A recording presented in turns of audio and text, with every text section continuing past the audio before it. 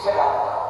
तर हो म्हणून का कशामुळे तर त्या फाईलवरती जे नाव टाकलेलं होतं आणि नीटनेटकेपणा होता, तर तो आपण त्यांच्यामध्ये त्यांनी ओळख घेतली शिक्षक हा, आणि तो सुंदर आम्हाला दाखवला म्हणजे धोत्री गुरुजीने दिलेला होता. आणि त्याचबरोबर जेव्हा मी मुंबईमध्ये गेलो, आपण जेव्हा पहिलीला होतो त्यावेळेला ते 8वीला मुलं गेले असतात, तेव्हा ते पिंपळराव सर असतील, जी डी बोरकर सर असतील, केशव बोरकर सर असतील, तर त्यांनी जेव्हा जेव्हा अक्षर बघितलं तर ते म्हणजे तुम्ही धोत्री गुरुजी आकार शिकतात. हो म्हणतो, कारण त्यांचे अक्षर सुंदर होते. जी डी बोरकर वगैरे बघितलं तर अक्षर किती सुंदर आहे, तो दाखल आपल्याला दिला होता.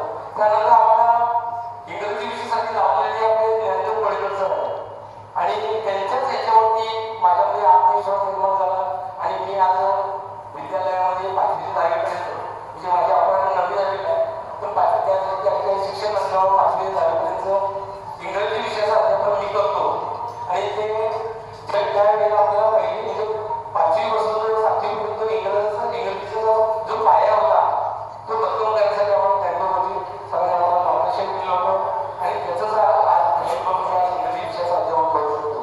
तर विद्यार्थी पण त्याचबरोबर आता जे हायस्कूलचे शिक्षक आहेत, तर त्या शिक्षकाने आम्हाला काय दिलं, तर त्यांनी मी जरी त्यांच्या मार्गदर्शनाला शिकलो नसलो तरी आम्हाला त्यांनी प्रेरणा दिली, प्रोत्साहन दिलं. आम्ही त्यांच्याकडे लहानाचं मोठं होत असताना आम्ही त्यांच्यासारखं बनावं, काहीतरी करावं, हे आम्हाला म्हणजे प्रेरणा त्यांच्याकडे मिळाली होती.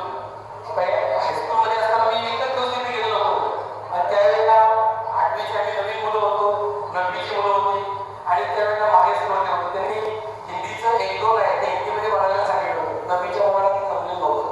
मग आपल्याला काही 8वीच्या मुलांनी म्हटलं होतं, बघा तुम्ही 9वीला आहात, 8वीला आहे, तो एकच दिवस मला तो आठवतो एवढा लवकर, आणि त्यानंतर मला शिक्षण पुढे गेलेलं आहे. तर विद्यार्थी असं राहत असताना ते शिक्षणाविषयी सांगायचं म्हणलं खूप जास्त आहे. आता वर्गमित्राविषयी सांगायचं म्हणलं तर सर्वजण वर्गमित्र चांगले होते, खेळाच्या आठवणी किंवा इतर जो प्रसंग आहे तो न सांगायला आपला वेळ कमी आहे. आता या ठिकाणी वर्गमित्रांना मी कोणी एकच सांगेल, आयुष्यामध्ये आपण आता पालक म्हणून जगत आहात, आपल्याला आपले मुलं आता लहानचे मोठे होत आहेत, तर या आजच्या आधुनिक युगामध्ये मुलं ही TV आणि मोबाईलकडे व्यसनाधीनकडे वळलेले आहेत.